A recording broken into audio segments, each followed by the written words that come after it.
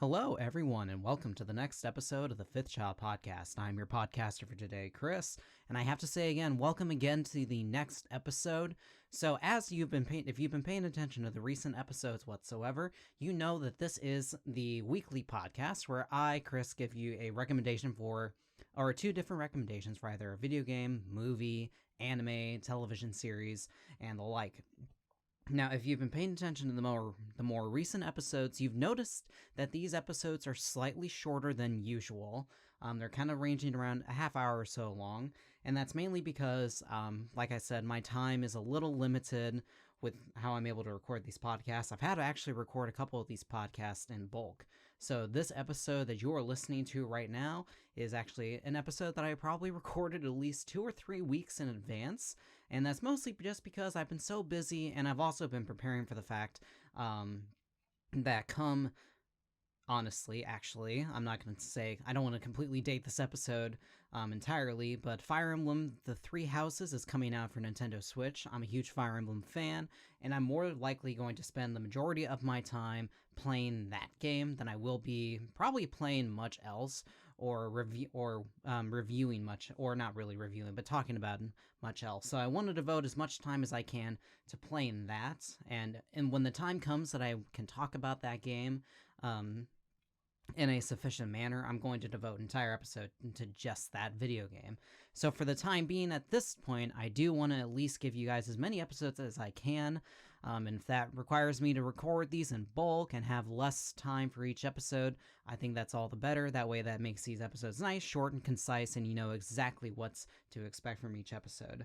So I'm going to go ahead and we're just going to jump into the first recommendation for today. And the first recommendation that I have for today is a independent video game known as The Messenger, an action platformer that was developed by a little independent studio known as Sabotage Studio. I don't know what else they've done, but you will know the publisher. The publisher for The Messenger is Devolver Digital, who we've already talked about before on this podcast. They had done Hotline Miami, and they recently did Katana Zero, which was just released this year that we've already talked about in this podcast. But the game we're going to be talking about today is going to be The Messenger, which was released in August 3rd, which was released on August 30th of 2018, was originally released for Steam and Windows and the Nintendo Switch, and has just recently made its jump onto the PlayStation 4 this March. The game was developed, as I said, by Sabotage Studio, a small little independent developer, and it's mainly an action platformer adventure. So let's go ahead and talk about the concept of the game. The plot of the game is pretty freaking simple, honestly. The game takes place in this fantasy feudal era, where your main character is a villager in a ninja village that is attacked by these hordes of demons and their leader, the Demon King. There's this weird legend where someone from the West, this hero from the West, is going to appear and can potentially save everyone. His name is obviously the Messenger. Little title drop there. So at the very beginning of this game, this ninja village is attacked, and this Western hero, this messenger, comes along and gives a scroll to one of the surviving villagers, who is your main player character, and then gives him the title of the Messenger and tells him that he must deliver this message to the top of one of the highest most mountain in the area. And that basically starts out the adventure. You get to play as this character known as the Messenger, who just goes across this entire landscape, this 2D landscape, trying to give this message to its ultimate destination. Throughout the ways, he comes across all these different mages who help give him upgrades and such, all the while trying to fight these demons along the way. So that's the main concept. It's not very, very high concept whatsoever. It's very retro-inspired, and that also leads us into the gameplay itself. The gameplay is very retro-inspired as well.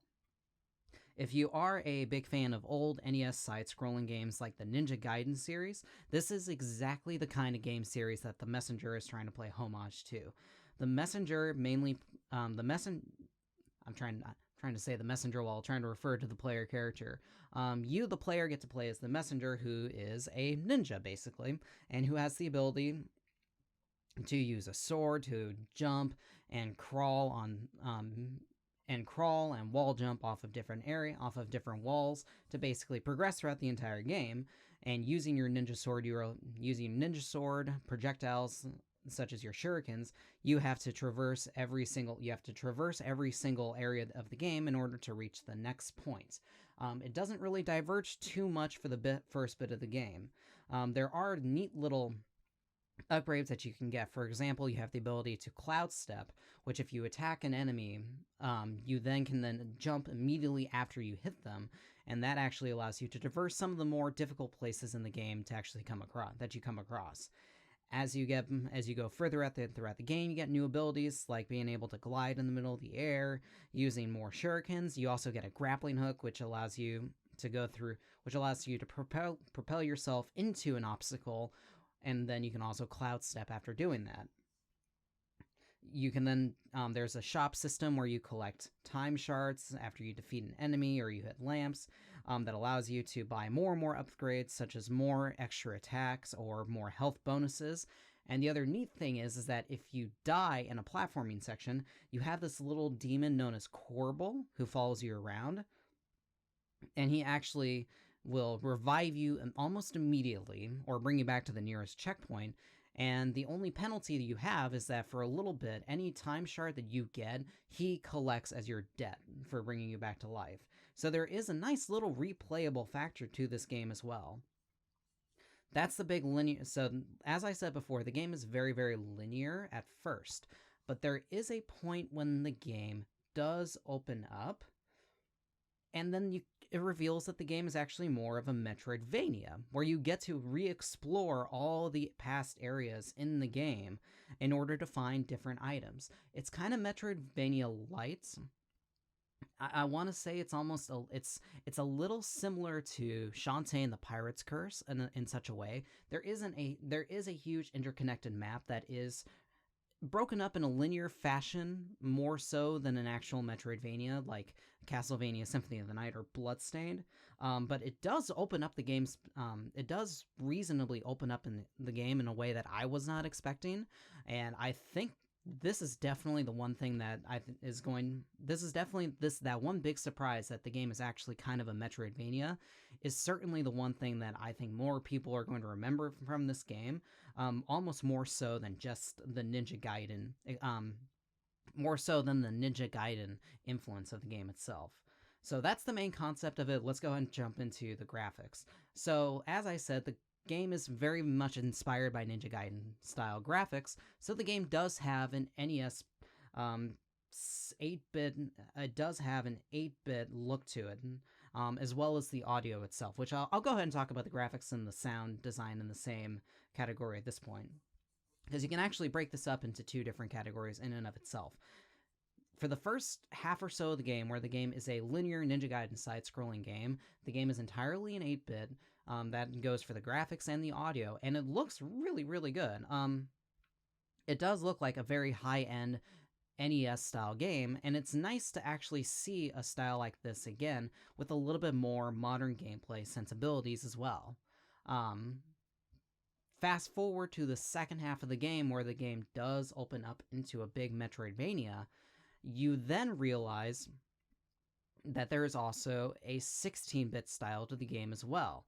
And I wouldn't say 16-bit, say, like a Super Nintendo game. This actually is more based off of the Sega Mega Drive or Sega Genesis style, with more blast processing style graphics, and you can certainly tell this in the system soundtrack as well, in the soundtrack of the game as well. Every single game, every single area in the game, and every single soundtrack in the game has two different styles to it. There's an 8-bit style, and then there's a 16-bit style. So that means every single track in the game also has two different styles as well. There's an 8-bit and there's a 16-bit. And both sound extremely distinct to whatever style that they're trying to go for. I personally like the 8-bit NES audio a lot more than the 16-bit audio, because I'm gonna be honest, I really do not like the way the sound processing chip on the Sega Genesis sounds. So I wasn't actually a big fan of the soundtrack when it goes into the 16-bit style. I would have actually probably much preferred it if it was more based off of a Super Nintendo sound chip. In terms of the graphics itself, the graphics really look cool. There's a lot of nice sprite work that goes on to this entire game, and there's a lot of attention to detail to replicate that kind of style from a bygone age. So I definitely give a lot of props to Sabotage Studio for what they did. So big ups for the sound and graphical design. So how playable is the game? How enjoyable? So how playable is the game? Really surprisingly well. A lot, since it does take influence from the Ninja Gaiden series, that does also mean that there is a bit of a difficulty curve to the game itself. But luckily, with the inclusion of Corbel and allowing you to go back and forth between dying and then going back to the right to the last checkpoint, there is a nice gameplay loop to the game itself that makes it tough, but it also makes it fair as well. And you always are given a chance to rethink how you maneuver across a certain platforming, whether or not you timed a jump incorrectly, or there's just this enemy in the way that you have no idea how to get past.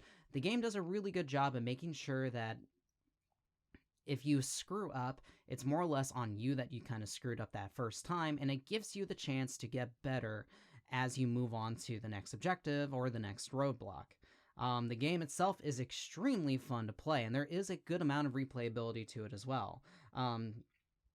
Throughout the game, you can also run into these green medallions, which in order to get them, you have to complete the more challenging platforming sections of the game.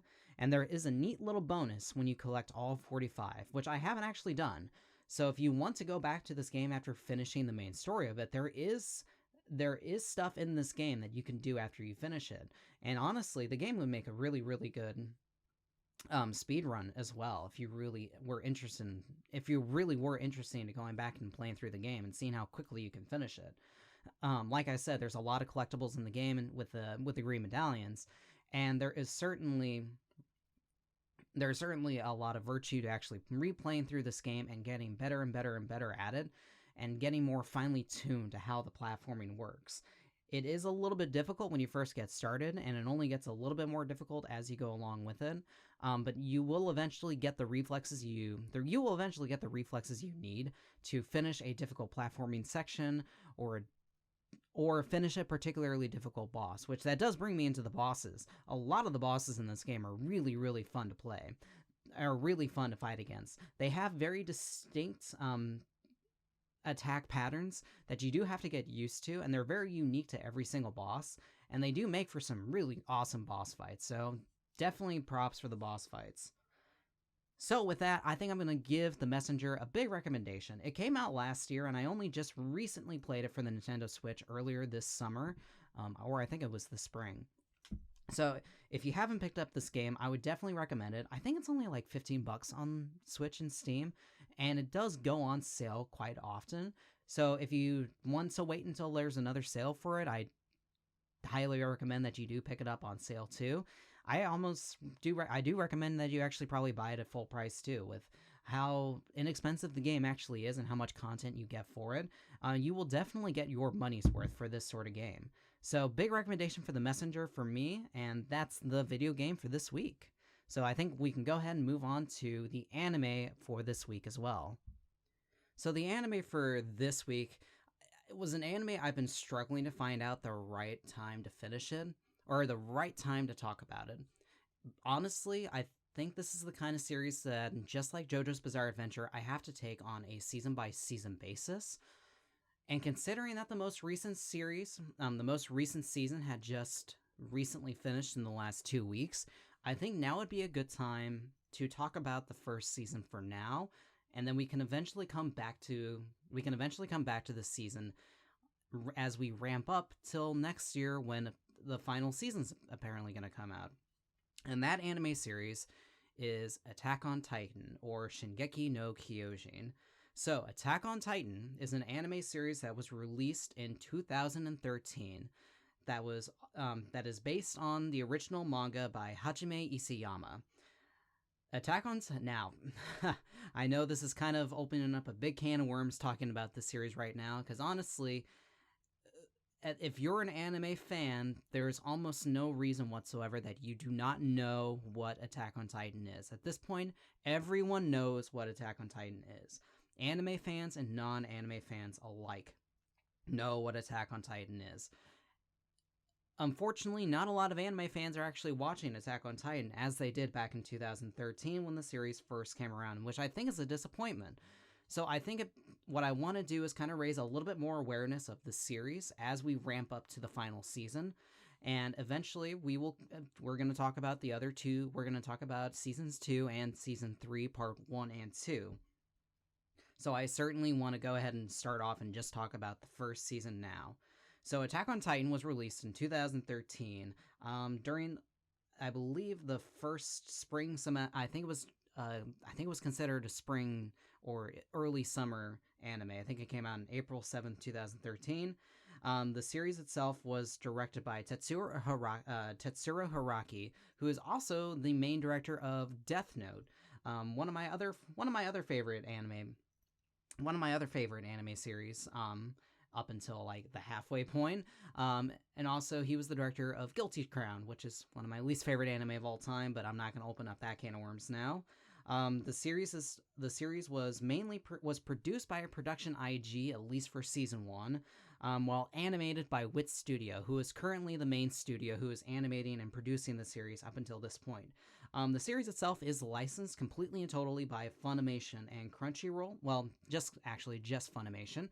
Crunchyroll has the rights to put the subtitle version on Crunchyroll at least has the rights to put the subtitle version on Crunchyroll, while Funimation has complete and total distribution rights, has released the series on DVD and Blu-ray while also being the main dubbers of the series as well. The series is also currently airing on Adult Swim right now, and I think season 3 is definitely still airing on Adult Swim. They only have one episode left.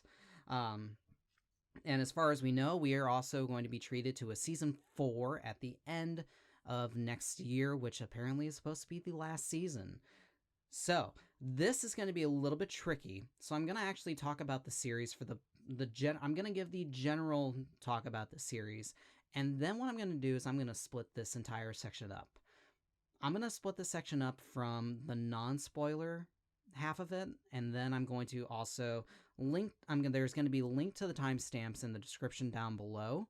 What I want you to do, if you do not want to get spoiled by this first season, because it's hard to talk about the season and what makes it good without actually talking about the spoilers. So there's going to be a time code in the description down below. If you want to hear about the spoilers, and if you do generally want a good analysis if you want an analysis from myself about what I enjoy most about the series, there's a time code in the description down below that shows you when spoilers start and when spoilers end.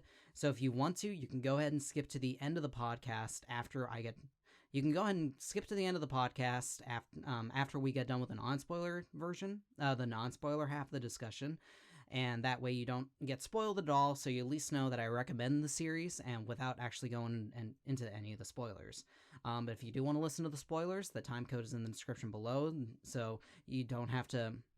If you don't want to listen to it, you completely skip it. If you do want to listen to it, that's fine. You can still listen on. So let's go ahead and talk about the main plot of Attack on Titan. So Attack on Titan takes place in this post-apocalyptic world where apparently a good majority of humanity has been devastated by these huge hulking giants known as Titans, who are huge, almost human-like looking monsters with a ravenous hunger for human beings who have just completely decimated almost all of humanity. And in order to survive, humanity itself has sequestered itself into these territories that has been surrounded by these 3 different walls. There's Wall Maria, Wall Rose, and Wall Cena.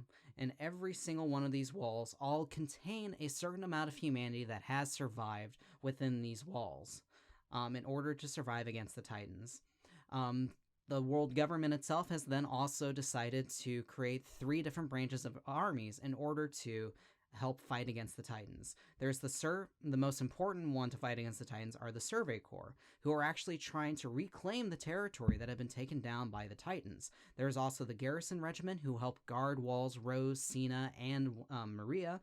And then there's also the Military Police, which helps guard the actual royal family, because there is still a royal family that is still vying for power in the world government itself. So the main series actually follows the story of Eren Yeager and his two of his closest friends, Mikasa Ackerman, who's his adoptive sister, and then his best friend Armin Arlet, who lived in the town of Shinganshina inside of Wall Maria, one of the most outermost wall protecting humanity from the man-eating titans.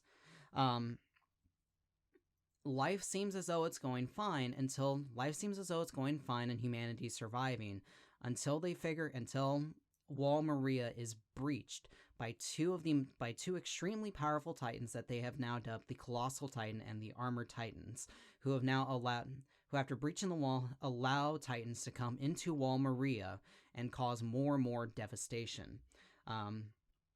And Eren Yeager ultimately makes a choice to fight against these titans after he sees his young mother devoured at such a young age. After seeing his mother get devoured by a titan, Eren decides to enlist in the military along with Mikasa and Armin. And after 5 years of training, the 3 cadets have joined the Survey Corps in order to fight against these titans, along with working alongside their fellow Survey Corps cadets, just preparing for more attacks from the titans, while also trying to go out to the other territories and try to reclaim the land that the Colossal and Armored Titan had allowed the man-eating titans to take that territory away from them. So that's the general story of Attack on Titan. I don't want to say too much about the story for now. We can go ahead and we're going to talk about some of the characters in Attack on Titan. So the main character of the story himself, the main character of Attack on Titan is Eren Yeager. Eren Yeager is Eren was a young boy who lived in Shinganshina with his foster sister and his mother and his father before his mother was killed by the Titan who ate her, and then his father, a very mysterious doctor who had disappeared before Wall Maria was taken by the Colossal and Armored Titan. Eren himself is kind of a stagnant character for the most part throughout the season, and the main reason why is because he's kind of singularly motivated. His singular motivation is his vengeance to kill the Titan. Is his vengeance to kill every single Titan who has taken Wall Maria and who has taken the world, and has devoured most of humanity. He can kind of seem like a one-note character throughout most of it, and he almost does sound kind of like a broken record, to where it has kind of it almost has become a meme ever since season 1. The "I will kill all Titans" meme. It can kind of seem a little bit. It does seem a little bit annoying. It does seem kind of like a broken record, and that can make Eren seem kind of like an uninteresting main character. I can't really talk too much about how he can develop without going into too many spoilers, but I do know that one of the main problems that a lot of fans have with not just Eren, but also kind of this season as a whole, is that there's not a lot of character development for the main characters besides their one-note-ish surface level development. You can also branch this out into the other characters. For example, his foster sister Mikasa Ackerman. So Mikasa and Eren have a long history together since before they were young, when Mikasa was brought into the Yeager family as a young girl. And ever since then, Mikasa has developed this relationship with Eren that is almost stalkery in such a way, and she's a very, very overbearing. She also is a very, very overbearing and overprotective almost more than a sister to Eren. It's kind of weird, but it is also interesting to see where that relationship goes from there. Mikasa herself is she's very blunt, she's very quiet, and as the three main characters go throughout their training to be Survey Corps members, Mikasa also shows some of the most adaptness to be able to in order to be able to fight against the Titans. That's contrasting to Armin Arlid, who's the other main character in the series, who's a bit of a weenie. He's a bit of a wimp. He's a bit of a wuss. Out of all the three main characters, while Eren has the specific drive to fight against the Titans and Mikasa has this drive to go with Eren and protect Eren wherever he goes, Armin himself is kind of left by the wayside and is definitely, in terms of physical strength, definitely the weakest, and definitely in terms of mental strength. As we go throughout their training as cadets, we do learn that Armin himself is one of the smarter He's definitely one of the smartest characters in the series. And there's a lot of strategy that we get to see while these main characters fight against the Titans, where Armin does create a lot of strategies that are very effective in fighting against all the Titans. So that in itself is actually kind of interesting too, to actually see a character who's such a physically weak little human, actually be able to create these strategies that actually help humanity survive even more. So there's a little bit of so there's the three main characters. There's a lot of different other characters. There's a lot of different supporting characters. The main supporting characters are the actual fellow cadets in the Cadet Corps. There's Jean, who originally had aspirations to join the military police, but through a lot of bickering and back and forth between Eren and Jean eventually decides to join the Survey Corps. There's Connie, who's a bit of a dum-dum. There's also Sasha, who is another meme in the making. The biggest meme that we've seen so far is that she's dubbed Potato Girl because she really loves eating. And during the first major drilling instruction that you see in the series, she's eating a potato and gets chewed out by the drill instructor. There's a lot of other couple main characters. There's a lot of other supporting characters as well, who honestly do not get a major spotlight in this season, but they will get further spotlights, and they do get further spotlights in, say, Season 2 and Season 3 as well. Other characters that you see as well are three of the more mature Survey Corps members, Annie, Reiner, and Bertold, who all three of them lived in the same village that eventually got devastated by the pure Titans themselves. So that actually is their relationship between each other is also very interesting, as well as almost the older brother role that Reiner has with Eren as well.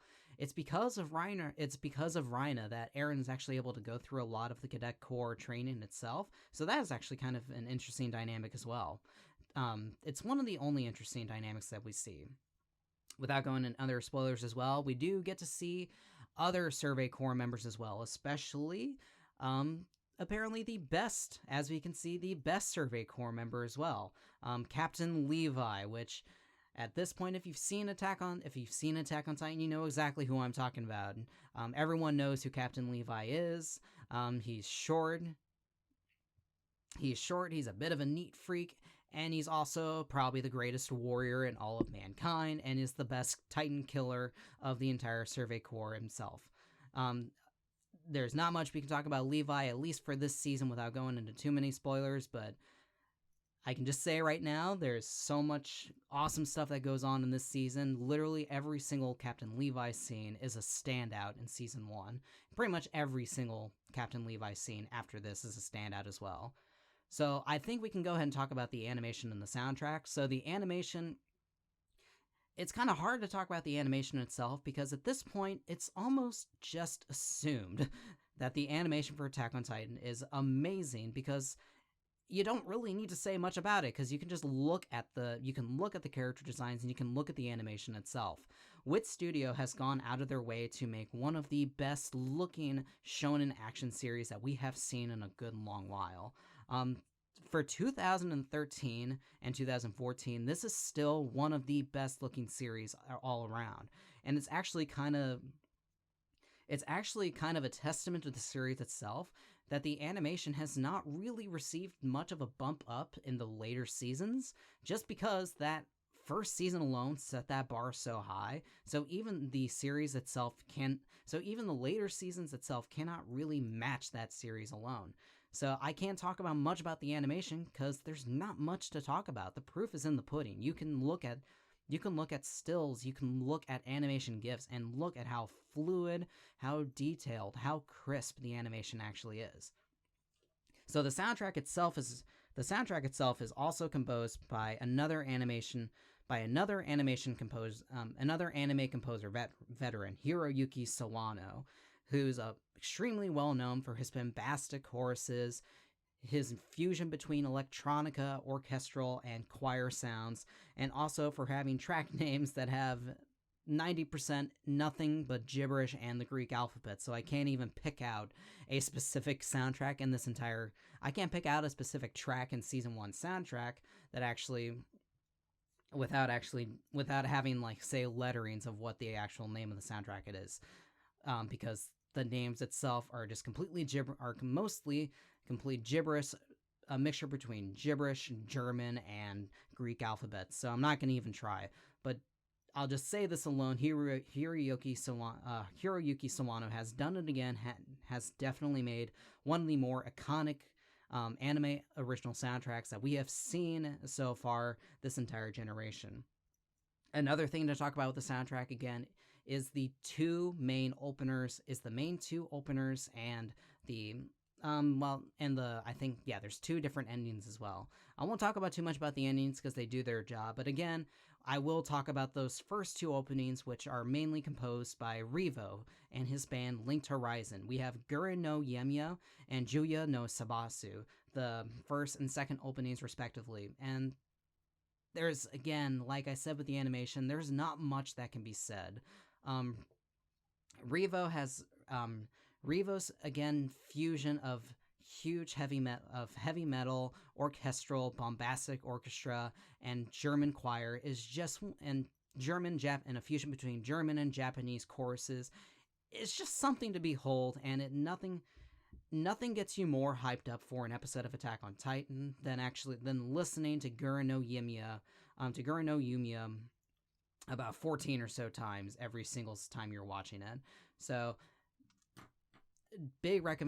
a huge, from everything I can say about the soundtrack and animation for Attack on Titan is just a huge plus for the series. And it does do a really good job at offsetting some of the problems I have with the series as well, which I'll talk about in the enjoyment factor. So the enjoyment of Attack on Titan depends on how much you can stomach a constant roller coaster ride. And that's the bigger issue. Once you get past a lot of these huge superficial things with Attack on Titan, at the base of it, it's not a very complex series whatsoever, at least right now. And I can't go into too many spoilers right now because the series does grow beyond this, but for the time being, the series has a lot of these great little superficial things as well. There's a lot of great strategy that goes into attacking these Titans as well. There's a nice dense there's a lot of dense lore that goes into the series as well, and it's very realistic. For example, there is actually a strategic way that the Survey Corps has to actually fight the Titans. There's these weapons known as the ODM gear, which allows them to maneuver around the Titans and zip across the Titans and attack their weak spot, which is at the nape of their neck. So there's a lot of neat little lore there, but the problem is that there's not a lot of character development in this first season alone. And for a 24-episode series, it moves along at such a brisk pace and doesn't give you enough time to take a breath, sit down, and relax. and that this is actually a problem that is fixed in the next coming seasons, which I'm gladly going to talk about for whenever I will gladly talk about as we lead up to the oncoming season 4, because I certainly do want to, because I think one of the big reasons why Attack on Titan is less popular than it is now is just because than it was back in excuse me, hiccup. Than it was back in 2014 or 2013 and 2014 is because once people got past that huge roller coaster ride of a 24 episode long series, there wasn't a lot of the series didn't give you a lot of meat besides it. And the problem was is that there was a 4-year difference between the release of season 1 and season 2. Season 2 definitely did give us more meat for the plot. That meat just came it was a little bit too much. It was actually a lot of plot, and it was the right amount of it, but it came a little too late, especially coming off this huge roller coaster ride of a first season.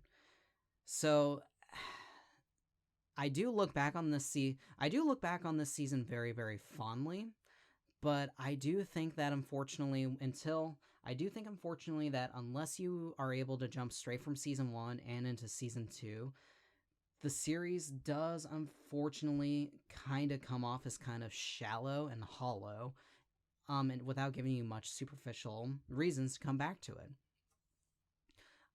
But I think this does lead us into the spoilers of why I do enjoy the series so much. There are a lot of great surprises in the series. Now, this is where the spoilery section is going to start. This isn't going to take too long, honestly. I think I've kind of talked at length of exactly why the series works, but there are a little bit of spoiler details that kind of can lead us into season 2 when we do talk about the discussion there. So if you do not want to know anything about the season 2 spoilers, go to the link in the description down below. There's a time code that leads you to the end of the podcast. So with that, let's go ahead and jump right into the spoilers. So one of the big factors that goes into Attack on Titan Season 1 is that we learn is that humans can actually turn into Titans as well. So at this point, the series stops being this huge survivalist series, and it actually almost becomes kind of a mecha series at this point, with humans and with human titans fighting against other titans, and also other humans who can transform into titans.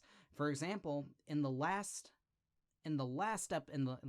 couple minutes of episode 5, we see Eren Yeager get eaten by an actual titan.